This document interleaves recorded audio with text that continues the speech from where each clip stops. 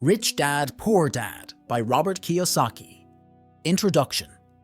Poor Dad was Kiyosaki's biological father, a man who was highly intelligent and very well educated. Poor Dad believed in studying hard and getting good grades, then finding a well-paying job. Yet, despite these seemingly positive attributes, Poor Dad didn't do well financially. Rich Dad was the father of Kiyosaki's best friend. He had a similar work ethic to Kiyosaki's real dad, but with a twist. Rich Dad believed in financial education, learning how money works, and understanding how to make money work for you. Although he was an 8th grade dropout, Rich Dad eventually became a millionaire by putting the power of money to work for him. The book is written from Kiyosaki's perspective of how Rich Dad went about making money and the mistakes that Poor Dad made. The first 6 chapters of Rich Dad, Poor Dad make up about 2/3 of the book and discuss the 6 lessons that Kiyosaki learned from his rich dad. Chapter 1. The Rich Don't Work for Money. Oftentimes, people misunderstand the title of this chapter and mistakenly believe that it means the rich don't work. In fact, the complete opposite is true. Instead of reading the chapter title as The Rich Don't Work for Money, what Kiyosaki means to say is that the rich don't work for money. Note that by putting the emphasis on the word money, this section takes on an entirely different meaning. The truth is that the majority of rich people do work very hard, but they go about it differently than most people do. Rich people, and people who want to become rich, work and learn every day how to put money to work for them. As Rich Dad says, the poor and middle class work for money. The rich have money work for them. Kiyosaki also notes that having a regular job is just a short-term solution to the long-term problem, or challenge, of creating wealth and financial freedom. It's fear that keeps most people working at a job, the fear of not paying their bills, the fear of being fired, the fear of not having enough money, and the fear of starting over. That's the price of studying to learn a profession or trade, and then working for money. Most people become a slave to money and then get angry at their boss. Chapter 2. Why Teach Financial Literacy? The second chapter of Rich Dad, Poor Dad explains the difference between an asset and a liability. Chapter 2 drives home the point that it's not about how much money you make, but about how much money you keep. An asset is something that has value, that produces income or appreciates, and has a market where the asset can easily be bought and sold. Assets produce income.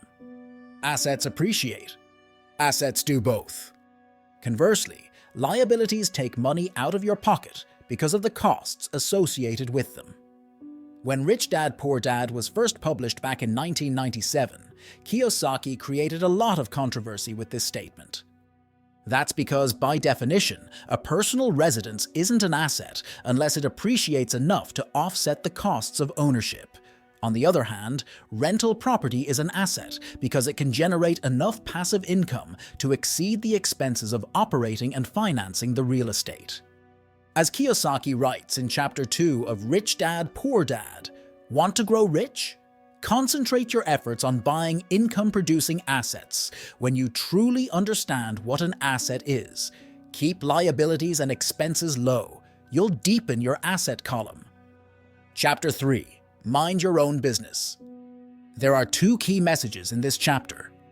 First, pay off your debts and start investing in income-producing assets as soon as possible.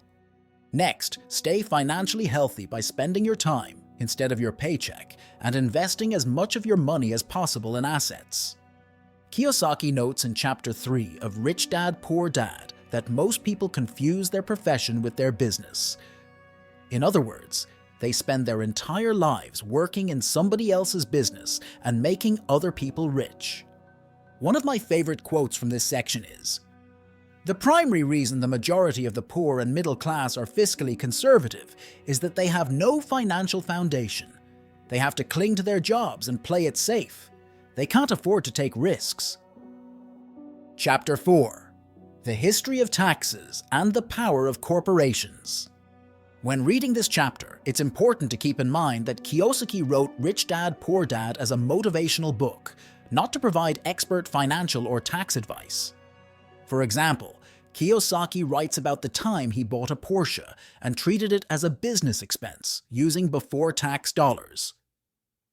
Buying a high-end luxury car when a much less expensive make and model would do could put an investor on the fast track to an IRS audit. But putting the Porsche aside, the points made in this chapter discuss how to play the investment game smart. The rich understand the power of company structures and the tax code and use every legal means they can to minimize their tax burden. Compare how business owners and investors with corporations such as C Corp, S Corp, or LLCs pay taxes to how most people pay tax. Business owners with a corporate structure. 2. Spend. 3. Pay taxes. Employees who work for corporations. 1. Earn. 2. Pay taxes. 3. Spend. Notice that employees who work for somebody else spend their money post-tax, while business owners earn and spend before paying tax.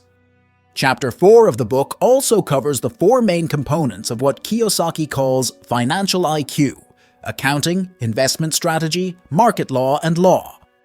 As Rich Dad, Poor Dad reminds us, understanding the legal and tax advantages significantly contribute to building long-term wealth. For instance, a corporation can pay expenses before paying taxes, whereas an employee gets taxed first and must try to pay expenses on what is left. Corporations also offer legal protection from lawsuits. When someone sues a wealthy individual, they are often met with layers of legal protection and often find that the wealthy person actually owns nothing in their own name. They control everything, but personally own nothing. Chapter 5. The rich invent money.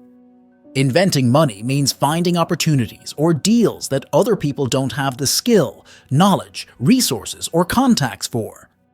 In Chapter 5, Rich Dad, Poor Dad explains there are 2 types of investors. 1. Investment packages are bought by people who entrust their money to a developer or fund manager. This is the way that most people invest, such as buying shares of an ETF or putting money into a real estate crowdfunding venture. 2. Professional investors look after their own investments, research the market to find deals that make sense, then hire professionals to manage the daily oversight. Professional investors have 3 things in common.